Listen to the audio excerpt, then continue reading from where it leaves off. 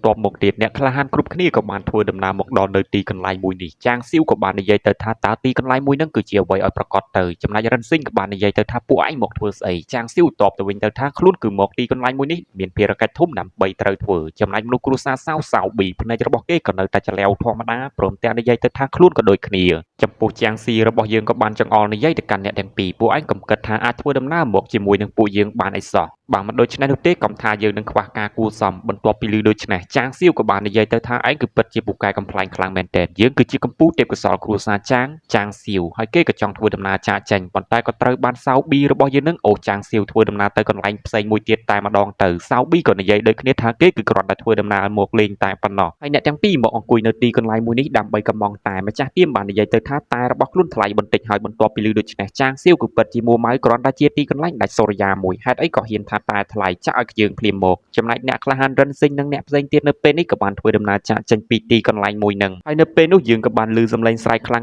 ៗថាវាមិនដែរគ្រាន់តែមួយពេញគឺតម្លៃរហូតដល់ 10000 ថ្មវិញ្ញាណថ្លៃជាងបុកលហងទៅទៀតយើងគឺនឹងសាកល្បងតាឯងមើលដែលធ្វើឲ្យគេស្ទុះចូលទៅក៏ត្រូវតែប៉ើងទាំងពីរអ្នកទាំងពីរគឺពិតជាឆ្ងល់ខ្លាំងមែនតើគ្រាន់តែជាអ្នកលក់តែធម្មតាហេតុអីក៏មានកម្លាំងខ្លាំងបែបនេះកម្លាំងរបស់គាត់នេះខ្ញុំក៏មិនដឹងដូចគ្នាថាជាប្រភពកម្លាំងអ្វីឲ្យប្រកបចំណែកម្ចាស់ទៀមក៏បាននិយាយថាបើគ្មានលុយនោះទេពួកឯងក៏នឹងដឹងដូចគ្នាដែលធ្វើឲ្យរិនស៊ីងរបស់យើងក៏នៅតែធ្វើដំណើរទៅផ្នែកខាងមុខបន្ត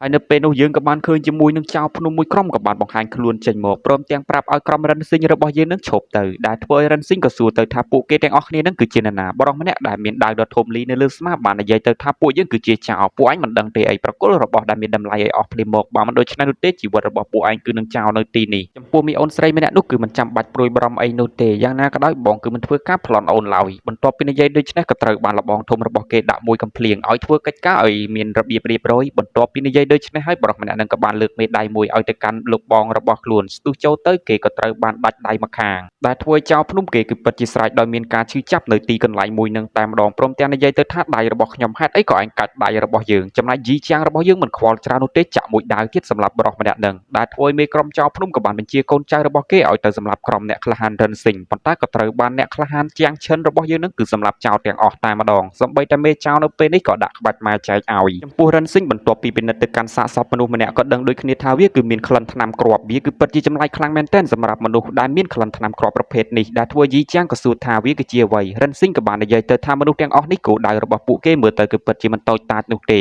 កាត់បុកមើលមេចៅភ្នំគេនៅពេលនេះគឺពិតជាខឹងសម្បាជាមួយនឹងក្រុមរបស់អ្នកក្លាហានរិនស៊ីងធ្វើដំណើរមកដល់ទីកន្លែងមួយនេះក៏បានបាត់ខ្លួនបាត់ទៅក្រុមអ្នកក្លាហានរិនស៊ីងធ្វើដំណើរចូលមកក៏បានបាត់មនុស្សបាត់ទៅហើយពួកគេក៏មិនដឹងដូចគ្នាថាបរិសម្នាក់មុននឹងគឺធ្វើដំណើរទៅដល់ទីណាចំណែកជាងចិនក៏ពិនិត្យមើលប៉ុន្តែមិនឃើញអ្វីទាំងអស់ឃើញដូច្នេះរិនស៊ីងក៏បានដកយកដំបងវាយពោះយកមកវាយយើងឃើញថាទីតាំងមួយនឹងក៏ហាក់ដូចជាមានភាពប្រេះស្រាំនៅផ្នែកខាងក្នុងហាក់ដូចជាមានការរង្គោះរង្គើមេចៅភ្នំក៏បាននិយាយទៅកាន់លបងរបស់គេម្នាក់នេះថាមានមនុស្ស3នាក់គឺបានចាប់ការទៅកាន់ក្រុមរបស់ខ្លួនបន្ទាប់ពីឮដូច្នេះហើយប្រុសម្នាក់នឹងក៏បាននិយាយទៅថាយ៉ាងម៉េចគេគឺអាចរកទីតាំងឃើញដែរទេប៉ុន្តែនិយាយមិនទាន់ផុតស្រាប់តែលាងភ្នំមួយនឹងចាប់ផ្ដើមរង្គោះរង្គើហើយបរិសអង្គុយនៅលើកៅអីមុននឹងនៅពេលនេះក៏ចាប់ផ្ដើមគោរពទៅកាន់បរិសម្នាក់ទៀតដែលមើលទៅពួកគេគឺពិតជាមានឋានៈមិនតូចមិនតាចប៉ុន្មានឡើយដែលធ្វើឲ្យបរិសម្នាក់ទៀតបន្ទាប់ពីបង្ហាញខ្លួនដូច្នេះហើយក៏បាននិយាយទៅថានៅពេលនេះតើយ៉ាងម៉េចហើយបរិសម្នាក់នេះក៏បាននិយាយទៅថាលោកម្ចាស់ស៊ីកំព្រួយបារម្ភអីយ៉ាងណាក៏ដោយក្របថ្នាំទាំងអស់នោះគឺច្បាស់ជាមានប្រសិទ្ធភាពយ៉ាងខ្ពស់បន្ទាប់ពីឮដូច្នេះបរិសដែលមានឈ្មោះថាលោកម្ចាស់ស៊ីក៏បានដើរទៅអង្គុយវិញម្ដងចំណែកកូនចៅរបស់លោកម្ចាស់ស៊ីម្នាក់នេះក៏បាននិយាយទៅថាក្របថ្នាំដើម្បីថ្វាយទៅដល់ស្ដេចអមតៈរបស់ពួកយើងគឺបានរៀបចំសពគ្រប់អស់ទៅហើយបន្ទាប់ពីឮដូច្នេះលោកម្ចាស់ស៊ីគឺពិតជាសប្បាយចិត្តព្រមទាំងឲ្យម្នាក់នឹងគឺធ្វើការរៀបចំឲ្យបានល្អឥឡូវយើងកាត់មកមើលចៅភ្នំម្នាក់នេះធ្វើដំណើរចេញមកផ្នែកខាងក្រៅក៏បានឃើញក្រុមអ្នកក្លាហានរិនស៊ីងហើយគេនឹងក៏បានបញ្ជាកូនចៅរបស់ខ្លួនទាំងប៉ុន្មានឲ្យទៅចាប់ក្រុមរបស់អ្នកក្លាហានរិនស៊ីងដាក់នៅក្នុងឡថ្នាំដើម្បីបង្កើតពួកគេទាំង3នាក់ឲ្យខ្លាចទៅជាថ្នាំគ្រាប់ប៉ុន្តែក៏ត្រូវបានជាងឈិនរបស់យើងនឹងផ្ដួលបានចំណែកជាងឈិនក៏ត្រូវតែប៉ាងដូចគ្នាឃើញដូច្នេះយីជាងគឺពិតជាព្រួយបារម្ភខ្លាំងមែនតើចង់ចូលទៅជួយប៉ុន្តែរិនស៊ីងរបស់យើងក៏បានហាមឃាត់ព្រមទាំងប្រាប់ទៅថាមិនចាំបាច់នោះទេចំណែកជាងឈិននៅពេលនេះដកផ្លាបញ្ជាហើយវាក៏ចាប់ផ្ដើមស្រូបយកថាមពលមនុស្សស្លាប់ទាំងអស់គ្នានឹងចូលទៅក្នុងរាងកាយរបស់ខ្លួនជាងឈិនបានត្រឹមតែសរសើរថាពិតជាអស្ចារ្យខ្លាំងមែនតើចំណែកមេចៅភ្នំនៅពេលនេះគឺមានអារម្មណ៍ថាភ័យខ្លាចជាមួយនឹងសមត្ថភាពដ៏ចម្លែករបស់អ្នកក្លាហានជាងឈិនស្ទុះចូលទៅពួកគេនៅសល់នឹងក៏ត្រូវបានរត់គេចខ្លួនប៉ុន្តែក៏ត្រូវបានស្លាប់នៅក្រោមផ្លែដាវជាងឈិនហើយដោយសារតែគ្មានផ្លូវរត់គេចគេក៏បានសងវល់ឲ្យអ្នកក្លាហាន ចាំងឈិនទុកជីវិតឲ្យផងចំពោះរិនស៊ីងក៏ឲ្យម្នាក់នឹងនាំផ្លូវដើម្បីធ្វើដំណើរចូលទៅផ្នែកខាងក្នុងបន្ទាប់មកទៀតចាំងឈិនក៏សួរទៅថាហេតុអីក៏ពួកយើងត្រូវធ្វើដំណើរចូលទៅផ្នែកខាងក្នុងរិនស៊ីងឮហើយបាននិយាយទៅថាប្រកាសជាមានអ្វីកើតឡើងនៅទីនោះយើងកាត់មកមើលអ្នកក្លាហានរបស់យើងក៏បាននិយាយទៅថាលោកម្ចាស់ខ្ញុំគឺពិតជាមិនអាចកម្ចាត់អ្នកទាំងអស់គ្នានឹងបាននោះទេបន្ទាប់ពីឮដូច្នេះលោកម្ចាស់របស់គេក៏បាននិយាយទៅថាអញ្ចឹងចាប់ពួកគេដាក់ក្នុងឡស្លថ្នាំភ្លាមតែម្ដងទៅប៉ុន្តែបរិសម្នាក់នឹងក៏ត្រូវតែអ្នកក្លាហានចាំងឈិនកាប់មូលដាវឃើញដូច្នេះគេក៏ចង់ស្ទុះចូលមកដើម្បីបើកការវាយប្រហារទៅកាន់ចាំងឈិនរបស់យើងហើយដោយសារតែចាំងឈិនគឺមានកម្លាំងនឹងក្បាច់ដាវខុសពីមនុស្សធម្មតាដូច្នេះហើយគេក៏មានតែដកយកថ្នាំគ្រាប់មួយនេះដើម្បីបំពន់ទៅដល់កម្លាំងរបស់ខ្លួនឲ្យកាន់តែខ្លាំងចំណែកអ្នកក្លាហានរបស់យើងក៏បានប្រាប់ទៅកាន់ចាំងឈិនរបស់យើងឲ្យប្រុងប្រយ័ត្នព្រោះថានេះគឺជាថ្នាំដំឡើងកម្រិតនៃការវឹកហាត់ឬការណែនាំរបស់រិនស៊ីងចាំងឈិនក៏មានការប្រុងប្រយ័ត្នស្របពេលដែលគេក៏ត្រូវបានប៉ាងដោយសារតែស្នាដៃអ្នកក្លាហានរបស់យើងចង់ចូលទៅទីក៏ត្រូវបានរិនស៊ីងចាប់ដៃរបស់គេជាប់នៅទីកន្លែងមួយនឹងតែម្ដងដែលធ្វើឲ្យលោកម្ចាស់ម្នាក់នឹងក៏ចង់ប្រើប្រាស់កម្លាំងរបស់ខ្លួនដើម្បីចាប់បោករិនស៊ីងប៉ុន្តែក៏ត្រូវរិនស៊ីងចាប់បោកវិញព្រមទាំងអូសដៃរបស់គេនឹងធ្វើដំណើរចូលទៅផ្នែកខាងក្នុងបន្តនៅក្នុងរូងភ្នំមួយនឹងទៀតសោតយើងក៏បានឃើញជាមួយនឹងមនុស្សមួយក្រុមកំពុងតែចង់ចាប់ជាមួយនឹងមនុស្សមួយក្រុមផ្សេងទៀតដាក់ចូលទៅក្នុងឆ្នាំងដ៏ធំមួយនេះព្រមទាំងនិយាយទៅថាចង្ក្រានមួយនេះគឺនឹងធ្វើការទប់ទល់បានបន្ទាប់ពីនិយាយក៏បានកាត់ខ្សែទម្លាក់មនុស្សទាំងប៉ុន្មានអ្នកនឹងចូលទៅក្នុងឆ្នាំងស្លថ្នាំបន្ទាប់មកទៀតរិនស៊ីងក៏បានបង្ហាញខ្លួនចំពោះចាំងឈិនឃើញមនុស្សទាំងអស់គ្នាធ្វើទង្វើបែបនេះហើយស្ទុះចូលទៅដើម្បីធ្វើការសម្លាប់មនុស្សទាំងអស់គ្នានឹងវិញម្ដងទៅមើលតើពួកឯងគឺនឹងមានអារម្មណ៍បែបណាបន្ទាប់ពី80ម៉ោងក្រោយមកបរិសម្នាក់នឹងក៏ត្រូវបានសម្លាប់អ្នកក្លាហានផ្សេងទៀតអស់បាត់ទៅចំណែករិនស៊ីងក៏បាននិយាយទៅថានៅពេលនេះខ្លួនគឺពិតជាចង់ដឹងថាឯងនឹងគឺមានអារម្មណ៍បែបណាបន្ទាប់ពីឯងចាប់មនុស្សគ្រប់គ្នាដាក់ក្នុងឆ្នាំងមួយនេះហើយយើងគឺនឹងឲ្យឯងនឹងគឺភ្លក់រសជាតិនៅការសង្វរក្តីមេត្តាពីមនុស្សផ្សេងទៀតប៉ុន្តែម្នាក់នឹងក៏នៅតែខ្លាំងចឹងព្រមទាំងប្រាប់ទៅកាន់ទូប្រុសរបស់យើងទៅថាឯងគឺមិនអាចធ្វើអ្វីបាននោះទេស្របពេលដែលលោកម្ចាស់ស៊ីក៏បានបង្ហាញខ្លួនចេញមកលោកម្ចាស់ស៊ីក៏បានសួរទៅថាម្នាក់នោះគឺជានរណាទៅហេតុអីក៏គេមកទីកន្លែងមួយនេះប៉ុន្តែប្រសិនបើឯងមិនចង់ស្លាប់នោះទេដោះលែងមនុស្សរបស់យើងបន្ទាប់ពីឮដូច្នេះរិនស៊ីងក៏ចាប់បោះបរិសម្នាក់នឹងចូលទៅក្នុងឆ្នាំងស្លថ្នាំដ៏ធំមួយនេះដែលធ្វើឲ្យលោកម្ចាស់ស៊ីគឺពិតជាមួម៉ៅរិនស៊ីងក៏បាននិយាយទៅថាបន្តិចទៀតគឺដល់វេនរបស់លោកហើយបន្ទាប់ពីឮដូច្នេះលោកម្ចាស់ស៊ីគឺពិតជាមួម៉ៅស្ទុះចូលទៅប៉ុន្តែក៏ត្រូវបានរិនស៊ីងចាប់កជាប់លើកទៅផ្នែកខាងលើលោកម្ចាស់ស៊ីគឺពិតជាភ្ញាក់ផ្អើលជាមួយនឹងកម្លាំងដ៏ខ្លាំងរបស់រិនស៊ីងចំពោះរិនស៊ីងរបស់យើងក៏បានចាប់បោកលោកម្ចាស់ស៊ីទៅផ្នែកម្ខាងទៀតលោកម្ចាស់ស៊ីអង្គុយឡើងព្រមទាំងនិយាយទាំងកំណាចទៅកាន់រិនស៊ីងរបស់យើងឯងគឺពិតជាមិនដឹងទេថាលបងរបស់យើងគឺជានរណាប្រសិនបើឯងដឹងនោះឯងគឺច្បាស់ជាភ័យខ្លួនជាក់ជាមិនខានរិនស៊ីងឮហើយក៏បាននិយាយទៅថាមើលទៅគឺប្រកាសជាអាស្ដេចអមតៈម្នាក់នោះជាក់ជាមិនខានលោកម្ចាស់ស៊ីបន្ទាប់ពីឮជាមួយនឹងពាក្យសម្ដីរិនស៊ីងហើយក៏មានការភ្ញាក់ផ្អើលហេតុអ្វីក៏ឯងស្គាល់ឈ្មោះអំពីស្ដេចអមតៈរបស់យើងដូច្នេះហើយហេតុអីក៏ឯងហ៊ានខៅគេថាជាសត្វដែលឥតបានការរិនស៊ីងរបស់យើងមិនខ្វល់ច្រើននោះទេចាប់បោះលោកម្ចាស់ស៊ីម្នាក់នឹងចូលទៅក្នុងឆ្នាំងស្លថ្នាំដ៏ធំមួយនេះហើយលោកម្ចាស់ស៊ីនឹងក៏បានស្រែកយំសង្វរទៅកាន់រិនស៊ីងរបស់យើងឲ្យជួយសង្គ្រោះខ្លួនផងគឺពិតជាក្តៅខ្លាំងមែនទែននៅក្នុងឆ្នាំងមួយនេះចំណែករិនស៊ីងមានខ្វល់ណាក៏បានដើរមកមើលជាមួយនឹងដបថ្នាំទាំងអស់នេះព្រមទាំងនិយាយទៅថាវាគឺពិតជាច្រើនខ្លាំងមែនទែនថ្នាំមួយដបគឺមានវិញ្ញាណរបស់មនុស្សម្នាក់បន្ទាប់ពីឮជាមួយនឹងពាក្យសម្ដីរិនស៊ីងនិយាយដូច្នេះដែលធ្វើឲ្យជាងឈិនរបស់យើងគឺពិតជាភ្ញាក់ផ្អើលខ្លាំងមែនទែនជាងឈិនក៏បាននិយាយទៅថាវាគឺកើតឡើងដោយសារតែស្ដេចអមតៈព្រោះថាស្ដេចអមតៈគឺត្រូវការធម៌ពលជីវិតនិងព្រលឹងមនុស្សគ្រប់គ្នាដើម្បីបំពន់ទៅឆ្អឹងនិងរាងកាយរបស់គេហើយការវឹកហាត់របស់គេនឹងគឺពិតជាខុសខើខ្លាំងមែនទែនសម្រាប់មនុស្សដទៃធ្វើជាថ្នាំគ្រាប់សម្រាប់ខ្លួនដើម្បីបំពេញការដាំដុះរបស់គេអីចឹងទៅនេះគឺជាការដាំដុះរបស់ស្ដេចអមតៈជាងឈិនឮហើយក៏មានការភ្ញាក់ផ្អើលព្រោះថារិនស៊ីងរបស់យើងនឹងគឺពិតជាដឹងច្រើនខ្លាំងមែនទែនចំពោះរិនស៊ីងរបស់យើងនៅពេលនឹងលើកដៃទៅផ្នែកខាងមុខបញ្ចេញធម៌ពលពណ៌សដបថ្នាំទាំងអស់នឹងហាក់ដូចជាមានប្រតិកម្មជាងឈិនក៏និយាយទៅថាតើមានអ្វីកើតឡើងយីជាងក៏ដូចគ្នាមានអារម្មណ៍ហាក់ដូចជាគួរភ័យខ្លាចខ្លាំងមែនទែនរិនស៊ីងបាននិយាយទៅថាវាគឺជាកំហឹងសេះសល់ដែលជាកំហឹងនៃការសងសឹកជាងឈិនបន្ទាប់ពីឮហើយក៏បាននិយាយទៅថាមើលទៅមនុស្សទាំងអស់គ្នានោះគឺពិតជាមានចិត្តសាហាវព្រៃផ្សាយខ្លាំងមែនទែនសម្បីតែវិញ្ញាណខ្លាចទៅជាថ្នាំគ្រាប់ហើយក៏នៅតែមានចិត្តសងសឹកចំណែករិនស៊ីងក៏នៅតែបញ្ចេញធម៌ពលរបស់ខ្លួនបង្ក្រាបទៅកាន់វិញ្ញាណគ្រប់គ្នានឹងឲ្យពួកគេនឹងគឺមានអារម្មណ៍ថាស្ងប់សុខហើយក៏បានដាក់ត្រាមួយនៅលើថ្នាំទាំងអស់នឹងចំពោះរិនស៊ីងក៏និយាយដូចគ្នាថាពួកឯងទាំងអស់គ្នានេះគឺបានស្ងប់ចិត្តហើយប៉ុន្តែយ៉ាងណាក៏ដោយប្រសិនបើមាននរណាម្នាក់លេបថ្នាំគ្រាប់មួយនេះពួកគេទាំងអស់គ្នានោះគឺមានផលអាក្រក់ដែលមិនអាចស្រោចស្រង់បានជាក់ជាមិនខានកាត់មកមើលមនុស្សមួយក្រុមទៀតក៏បានធ្វើដំណើរចូលមកដល់ដែលពួកគេគឺពិតជាងើយឆ្ងល់ហេតុអីក៏មានមនុស្សស្លាប់ហើយក៏ស្ងាត់អីយ៉ាងនេះប៉ុន្តែដោយសារតែគេគឺបានប្រទះជាមួយនឹងគ្រាប់ថ្នាំទាំងអស់នេះដូច្នេះហើយនេះគឺជាឱកាសរបស់ពួកយើងទាំងអស់គ្នាពួកយើងគឺឆាប់ប្រមូលយកគ្រាប់ថ្នាំទាំងអស់នេះទៅដើម្បីបំពេញការវឹកហាត់របស់ពួកយើងបន្ទាប់ពីនិយាយដូច្នេះអ្នកគុណនិយមទាំងអស់គ្នានឹងក៏ចាប់ផ្ដើមប្រមូលថ្នាំគ្រាប់ឥឡូវយើងកាត់មកមើលប៉ាដ៏អស្ចារ្យមួយនេះដែលនាងកំពុងតែនិយាយទៅថាអ្នកដែលបានសម្លាប់កូនសិស្សរបស់យើងឯងត្រូវតែសងវិញដោយជីវិតដែលលោកមេប៉ាក់ស្រីបញ្ជាលោកព្រឹទ្ធាចារ្យធំក្នុងប៉ាក់ដងស៊ွန်ឲ្យទៅសម្លាប់បុរសម្នាក់ដែលគេមានឈ្មោះថារិនស៊ីងដែលគេនឹងគឺហ៊ានសម្លាប់កូនសិស្សរបស់យើងដែលមានឈ្មោះថា ជូរណានខាងយើងកាត់មកមើលរិនស៊ីងកំពុងតែនិយាយគ្នាជាមួយនឹងយីជាងចំណែកយីជាងក៏បានសរសើរទៅកាន់ទូតប្រុសរបស់យើងថាអាចកំចាត់ទៅកាន់កម្ពុជាទាំង3បានស្របពេលដែលជើងខ្លាំងមួយក្រុមក៏បានបង្ហាញខ្លួនចេញមុខនៅចំពោះមុខអ្នកក្លាហានរិនស៊ីងរបស់យើងបរិសម្នាក់ដែលជាមេបកធំក្នុងបកដងស៊ន់ក៏បានបង្ហាញខ្លួនចេញមកដូចគ្នាចំពោះបរិសពាក់ម៉ាស់ខ្មៅក៏បាននិយាយរហ័សនាមព្រឹត្តិការណ៍ធំរបស់ខ្លួនក្នុងបកដងស៊ន់ប្រាប់ទៅកាន់អ្នកគ្រប់គ្នាប៉ុន្តែអ្នកក្លាហានជាងឈិនរបស់យើងមិនចាប់អារម្មណ៍នោះទេប្រាប់ឲ្យបរិសពាក់ម៉ាស់ខ្មៅម្នាក់នឹងស្ទុះចូលមកទៀតផងឬដូច្នេះបរិសម្នាក់នឹងក៏បានស្ទុះចូលទៅតាមសំណូមពរប៉ុន្តែក៏ត្រូវបានស្លាប់នៅក្រោមដៃជាងឈិនដែលធ្វើព្រឹត្តិការណ៍ធំគឺពិតជាមួម៉ៅខ្លាំងមែនទែនហើយមិនទាន់បានទាំងប៉ុន្មានផងកូនចៅរបស់គាត់ទាំងប៉ុន្មានក៏បានស្លាប់នៅក្រោមដៃជាងឈិនរបស់យើងទាំងអស់តែម្ដងចំពោះជាងឈិនក៏បានឲ្យបរិសម្នាក់នឹងស្ទុះចូលមកដូចគ្នាដែលធ្វើឲ្យរិនស៊ីងនៅពេលហ្នឹងក៏បានត្រឹមតែនិយាយទាំងញញឹមថាពួកគេទាំងអស់គ្នានេះគឺពិតជាល្អសម្រាប់ឯងខ្លាំងមែនទែនចំណែកលោកព្រឹទ្ធាចារ្យធំរបស់យើងក៏បានត្រឹមតែមួម៉ៅចំពោះរិនស៊ីងរបស់យើងក៏បានសរសើរអំពីការដាំដុះបរិសម្នាក់នឹងដូចគ្នាត្រឹមតែជាមនុស្សធម្មតានោះទេអាចវឹកហាត់មកដល់ចំណុចនេះគឺខ្លាំងហើយពិតជាល្អខ្លាំងមែនទែនគ្រាន់តែឮជាមួយនឹងពាក្យសម្ដីសរសើររបស់រិនស៊ីងព្រឹទ្ធាចារ្យធំមិនសប្បាយចិត្តនោះទេគាត់ក៏បានប្រាថ្នាមកពុររបស់ខ្លួននឹងបង្វែរកូនចៅរបស់គាត់ទាំងប៉ុន្មានឲ្យងើបឡើងមកវិញហើយដោយសារតែពួកគេបានងាប់មុននឹងនៅពេលដែលក្រោកឡើងមកប្រយុទ្ធម្ដងទៀតកម្លាំងក៏កាន់តែខ្លាំងជាងលើកមុនសូម្បីតែជាងឈិនរបស់យើងនៅពេលហ្នឹងក៏ហាក់ដូចជាពិបាកនៅក្នុងការតតាំងជាមួយនឹងមនុស្សទាំងអស់គ្នារិនស៊ីងក៏បាននិយាយទៅថាពួកគេទាំងអស់គ្នានេះគឺមានកម្លាំងដ៏មិនគួរឲ្យជឿដោយសារតែថាមពលបរិសម្នាក់នោះបានបញ្ចូលចំណែកលោកព្រឹទ្ធាចារ្យធំរបស់យើងនឹងក៏បានប្រាប់ទៅកាន់ជាងឈិនឯងគឺមិនចាំបាច់ព្យាយាមនោះទេព្រោះថាវាគឺគ្មានប្រយោជន៍ឡើយចំណែកជាងឈិនក៏ប្រឹងប្រើជាមួយនឹងថាមពលរបស់ខ្លួនប៉ុន្តែក៏នៅតែមិនអាចតតាំងជាមួយនឹងលោកព្រឹទ្ធាចារ្យធំនៅក្នុងបកដងស៊ន់លោកព្រឹទ្ធាចារ្យធំក្នុងបកដងស៊ន់របស់យើងនឹងក៏បានប្រើកម្លាំងបន្ថែមទៀតប៉ុន្តែក៏ត្រូវបានបំបែកដោយសារតែស្នាដៃជាងឈិនហើយជាងឈិនរបស់យើងនៅពេលហ្នឹងក៏បានស្ទុះចូលមកដើម្បីធ្វើការប្រមាញ់ទៅកាន់ព្រឹទ្ធាចារ្យធំក្នុងបកដងស៊ន់ប៉ុន្តែគាត់ក៏ត្រូវបានប៉ាងដោយសារតែព្រឹទ្ធាចារ្យធំរបស់យើងវិញព្រឹទ្ធាចារ្យធំក្នុងបកដងស៊ន់បានប្រើធម្មពលរបស់ខ្លួនព្រមទាំងនិយាយទៅថានៅពេលនេះយើងគឺនឹងសម្លាប់ឯងនិយាយហើយក៏ស្ទុះចូលមកប៉ុន្តែគឺពិតជាសំណាងល្អសម្រាប់ជាងឈិនព្រោះរិនស៊ីងគឺបានធ្វើអន្តរាគមភ្ល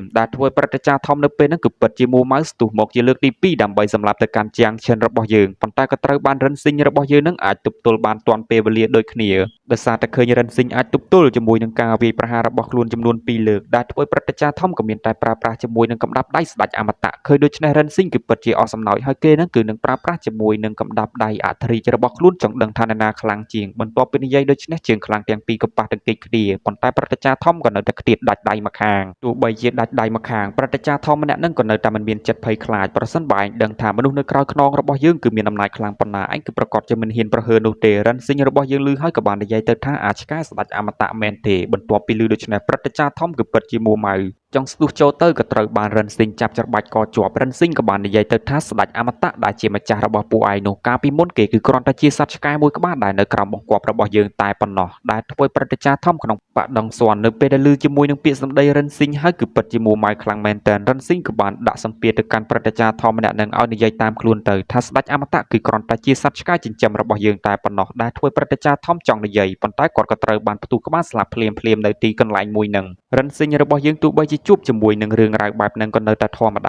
ាព្រមទាំងនិយាយទៅថាវាគឺបណ្ដាមកពីពួកគេជាពិសេសនោះគឺជាអាស្ដេចអមតៈស្អីគេនោះបន្ទាប់មកទៀតគេក៏បានសម្លឹងឡើងទៅផ្នែកខាងលើព្រមទាំងនិយាយទៅថាយើងគឺនឹងបានជួបគ្នាម្ដងទៀតប៉ុន្តែជាងឈិនឯងកំគួរខ្ជះខ្ជាយរបស់ល្អនៅទីនេះឯសោះជាងឈិនឮហើយគឺពិតជាសប្បាយចិត្តបន្ទាប់មកក៏ចាប់ផ្ដើមស្រូបយកធម៌ពលរបស់មនុស្សគ្រប់គ្នានៅទីកន្លែងមួយនឹងបន្ទាប់មកអ្នកទាំង3ក៏បានបន្តដំណើររហូតមកដល់នៅទីកន្លែងមួយនេះដែលមើលទៅគឺពិតជាមានមនុស្សច្រើនខ្លាំងមែនតែនព្រមទាំងនៅលើច្រាំងថ្មចោតគឺមានពាក្យមួយninhស៊ីដែលធ្វើឲ្យគ្រប់គ្នាក៏បានត្រឹមតែសម្លឹងមើលព្រមទាំងនិយាយទៅថាតើវាគឺមានន័យថាម៉េចទៅចំណែកមនុស្សនៅក្នុងបកផ្សេងទៀតនៅពេលហ្នឹងគឺមិនមាត់អីច្រើននោះទេបានត្រឹមតែនិយាយទៅថាពួកគេគឺជាមនុស្សអស្ចារ្យទៅហើយមិនបាច់វឹកហាត់ក៏វាជារឿងល្អចំណែកជាងឈិនក៏បាននិយាយទៅថាជ្រលងភ្នំninhស៊ីនេះវាគឺជាជ្រលងភ្នំដ៏អាចកំបាំងមានធម៌ពលអមតៈទៀតផងហើយពួកគេក៏បានលើមនុស្សគ្រប់គ្នាកំពុងតែនិយាយនៅពេលនោះលបងសាច់ដំក៏បានបង្ហាញខ្លួនចេញមកហើយក្នុងនាមយើងគឺជាក្មេងចំនួនក្រោយដែលមានមាឌដ៏ធំមានកម្លាំងដ៏ខ្លាំងក្លាយើងគឺប្រកាសជាទទួលបាននៅឱកាសមួយអំពីស្ដេចអមតៈចំណែកអ្នកផ្សេងទៀតក៏ឲ្យគ្រប់គ្នាស្ងាត់មាត់បន្តិចទៅប្រសិនបើមិនចង់មានបញ្ហាព្រោះថាម្នាក់នឹងគឺពិតជាខ្លាំងមែនតែនហើយនៅពេលហ្នឹងគេក៏បានដាក់មួយញញូរទៅកាន់ភ្នំninhស៊ីប៉ុន្តែក៏ត្រូវបានប៉ោងមកវិញទាំងញញូរទាំងម្ចាស់ខ្ទាតទៅកន្លែងផ្សេងគ្នាដែលធ្វើឲ្យអ្នកក្លាហានសាច់ដំរបស់យើងគឺពិតជាងើយឆ្ងល់ស្របពេលដែលរិនស៊ីងក៏បានស្រូបយកជាមួយនឹងពាក្យនៅលើច្រាំងថ្មចោតមួយហ្នឹងព្រមទាំងនិយាយទៅថាវាគឺជាផ្លូវទៅកាន់ឋានសួគ៌វាគឺជាប្រភពធម៌ពលដ៏អស្ចារ្យដែលមានទាំងសម័យទំនើបនិងសម័យបុរាណយីជាងវាគឺពិតជាស័ក្តិសមសម្រាប់ នាងខ្លាំងណាស់ទទួលយកវាទៅដើម្បីធ្វើកម្លាំងរបស់នាងគឺកាន់តែខ្លាំងបន្ទាប់ពីឃើញជាមួយនឹងទង្វើរិនស៊ីងធ្វើបែបនេះហើយពួកគេក៏បាននិយាយទៅថាខ្ញុំគឺរងចាំនៅទីកន្លែងមួយនេះរហូតដល់កន្លះឆ្នាំតែវាខ្លាចទៅជារឿងឥតន័យបែបនេះទៅវិញបរិសម្នាក់គឺពិតជាក្អេងក្អាងនិយាយទៅកាន់ជាងឈិនរបស់យើងប៉ុន្តែក៏ត្រូវបានមួយកំភ្លៀងរបស់ជាងឈិនបាក់ថ្មិញដែលធ្វើបរិស័ទដុំស្ទុះចូលទៅចង់វាយប៉ុន្តែយញូរបស់គេក៏បានរលាយបានស្របពេលដែលជីជាងពាក្យមួយនៅពេលនេះក៏ចាប់ផ្ដើមលេចនៅលើថ្ងាសរបស់នាងហើយមនុស្សអាចកំបាំងមួយក្រុមទៀតក៏បានបង្ហាញខ្លួនចេញមកគ្រប់គ្នានៅពេលដែលឃើញដូច្នេះក៏បាននិយាយទៅថាពួកយើងរត់គេចភ្លាមទៅកុំឲ្យពួកគេទាំងអស់គ្នានោះចាប់យើងបានឯសោះបើមិនដូច្នេះនោះទេពួកយើងនឹងខ្លាចទៅជាទាសករជីករ៉ែចាក់ជាមិនខានប៉ុន្តែពួកគេមិនអាចរត់គេចបាននោះទេដូច្នេះក៏មានតែលិតចង្គង់សង្វរតែប៉ុណ្ណោះថាពួកគេនឹងគឺមានប្រពន្ធកូនដែលត្រូវទៅមើលហើយសំលោកម្ចាស់ជូនឹងដោះលែងពួកយើងទៅពួកយើងនឹងគឺពិតជាមិនចង់ទៅជីកអណ្ដូងរ៉ែមួយនោះទេដែលធ្វើឲ្យគេនិយាយតវ៉ាបែបហ្នឹងក៏ត្រូវបានលោកម្ចាស់ជូដកដាវមកសម្លាប់ភ្លាមដែលធ្វើឲ្យគ្រប់គ្នាក៏បាននិយាយទៅថាជូណានវ័យម្នាក់ហ្នឹងគឺពិតជាសាហាវខូខើខ្លាំងណាស់ហើយមិនថាយើងខំនិយាយស្អីអំពីគេនោះទេនិយាយល្អក៏គេសម្លាប់និយាយអាក្រក់ក៏គេសម្លាប់ដូចគ្នាដូច្នេះហើយពួកឯងទាំងអស់គ្នាកុំធ្វើអ្វីផ្ដេសផ្ដាសសោះបើមិនដូច្នេះទេងាប់ទាំងអស់គ្នាឥឡូវហើយបន្ទាប់ពីឮដូច្នេះហើយគ្រប់គ្នាក៏ចាប់ផ្ដើមលិតជង្គង់បរិស័ទដំក៏បាននិយាយទៅថាលបងជូណានដោយសារតែខ្ញុំមានកម្លាំងខ្លាំងជាងគេនៅទីនេះទោះឲ្យខ្ញុំនឹងគឺជាអ្នកមើលការខុសត្រូវមនុស្សទាំងអស់គ្នានេះទៅចោះចំណែកអ្នកក្លាហានជាងឈិនគឺពិតជាមួម៉ៅចំពោះមនុស្សមួយក្រុមនឹងខ្លាំងមែនទែនបន្ទាប់មកទៀតយើងឃើញថាពួកគេក៏បានដឹកនាំមនុស្សទាំងអស់គ្នាទៅកាន់អណ្ដូងជីករ៉ែហើយតាមពិតទៅវាគឺមិនមែននៅក្នុងអណ្ដូងរ៉ែនោះទេប៉ុន្តែវាគឺស្ថិតនៅក្នុងជ្រលងភ្នំមួយកន្លែងដែលមានពោពេញទៅដោយរ៉ែដ៏កម្រជាច្រើនបរិស័ទដំក៏បានប្រាប់ទៅកាន់រិនស៊ីងនិងក្រុមរបស់គេឲ្យធ្វើការបានល្អចំណែកបរិសម្នាក់ទៀតក៏ដូចគ្នាព្រោះថាឯងគឺជាចំណូលថ្មីប្រសិនបើធ្វើអ្វីផ្ដេសផ្ដាសឯងក៏នឹងដឹងរិនស៊ីងឮហើយក៏បាននិយាយទៅថាមិនខ្វល់នោះទេបរិសម្នាក់នឹងមុនដំបូងហាក់ដូចជាងើយឆ្ងល់ប៉ុន្តែគេក៏នៅតែមិនយកចិត្តទុកដាក់ដូចគ្នាព្រមទាំងដឹងទៅថាមនុស្សចំណូលថ្មីគឺតែប៉ុណ្ណឹងឥឡូវយើងកាត់មកមើលកន្លែងដ៏អស្ចារ្យមួយនេះទេវៈទាំងអស់គ្នាកំពុងតែនិយាយគ្នាអំពីស្ដេចអមតៈ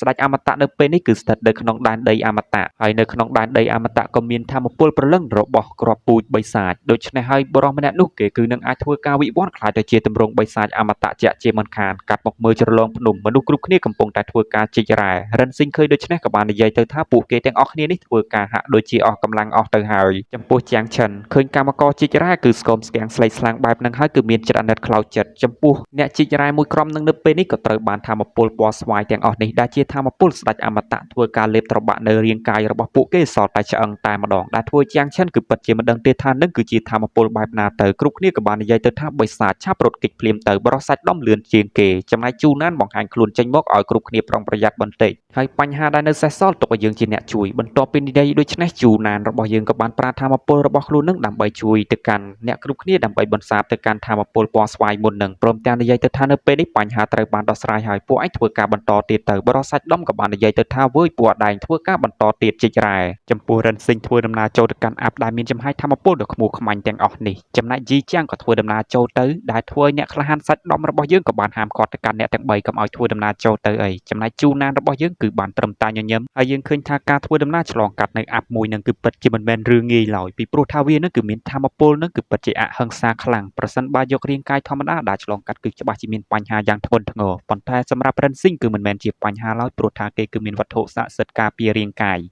នៅពេលដែលធ្វើដំណើររហូតដល់80ដងហើមក្រោយមកពួកអ្នកទាំង3ក៏បានធ្វើដំណើរមកដល់ទីកន្លែងមួយនេះក៏បានជួបជាមួយនឹងចំហាយធម្មពលដ៏ប្លែកប៉ុន្តែវាគឺមិនខ្លាំងដូចពីមុននោះទេដែលធ្វើចាំងឈិនមកពិនិត្យមើលព្រមទាំងដឹងទៅថាផើងនឹងគឺពិតជាចម្លែកខ្លាំងមែនទែននៅក្នុងផើងហាក់ដូចជាមានអ្វីមួយយ៉ាងស្របពេលដែលបិសាចដើមឈើមួយនេះចង់ត្របាក់ខាំទៅកាន់ជាងឈិនរបស់យើងសំណាងល្អជាងឈិនអាចគេចទាន់ពេលវេលាព្រមទាំងនិយាយថាពិតជាគ្រោះថ្នាក់ខ្លាំងមែនទែនរិនស៊ីងបាននិយាយទៅថាមិនប្លែកនោះទេទើបមានធម្មពលដ៏អាក្រក់បែបនេះនៅទីកន្លែងមួយនឹងចំពោះរបស់នៅចំពោះមុខនោះគេគឺតែងតែហៅវាថាជាបិសាចប្រភពបិសាចប្រភពគឺជាប្រភេទបិសាចមួយដែលមានខ្សែឈាមដ៏កម្រនិងបរិសុទ្ធប៉ុន្តែចំពោះឯងវិញគឺហាក់ដូចជាមិនមានខ្សែឈាមបរិសុទ្ធនៅក្នុងរាងកាយឡើយបន្ទាប់ពីឮដូច្នេះជាងឈិនហាក់ដូចជាងើយឆ្ងល់ព្រោះថាបិសាចប្រភពមានតែក្នុងរឿងព្រេងនិទានចំពោះរូបរាងរបស់វាក៏មិនបានបញ្ជាក់នៅក្នុងកំណត់ត្រារិនស៊ីងបាននិយាយទៅថាបិសាចប្រភពនឹងគឺពិតជាខ្សោយខ្លាំងមែនទែនព្រោះថាវាគឺជាបិសាចប្រភពបែបគីមីដែលធ្វើជាងឈិនឮហើយគឺពិតជាភ្ញាក់ផ្អើលខ្លាំងមែនទែនបិសាចប្រភពនៅពេលដែលឮជាមួយនឹងពាក្យសម្ដីចំអករបស់រិនស៊ីងវាគឺពិតជាខឹងស្ទុះទៅខាងរិនស៊ីងតែម្ដងដែលធ្វើឲ្យថ្មិញរបស់បិសាចប្រភពនៅពេលហ្នឹងក៏បានបាក់អស់ខ្ទេចតែម្ដងចំពោះរិនស៊ីងបានត្រឹមតែនិយាយទៅថាគ្រាន់តែជាសត្វបិសាចដែលមិនមានធម្មពលពេញលេញមិនបរិសុទ្ធទៀតផងនោះចង់មកខាំរាងកាយរបស់យើងមិនអាចឡើយបិសាចប្រភពក៏បានបញ្ចេញជាមួយនឹងអាប់ស្វាយទាំងអស់នេះ នេះដើម្បីបំពុលទៅកាន់រិនស៊ីងហើយបិសាចប្រភពដែលមានខ្សែឈាមមិនបរិសុទ្ធមួយនឹងសំហៅថាបិសាចដើមឈើទៅងាយនឹងយល់បិសាចដើមឈើក៏បាននិយាយទៅកាន់រិនស៊ីងឯងគឺច្បាស់ជាស្លាប់កាត់ទៅមើលរិនស៊ីងគឺបានប្រមូលធម្មពលជាតិពឹសទាំងអស់នឹងប្រមូលទៅលើដៃរបស់ខ្លួនលាយបញ្ចូលជាមួយនឹងឈាមរបស់គេបន្ទាប់មកក៏បានដកយកដបថ្នាំមួយនេះ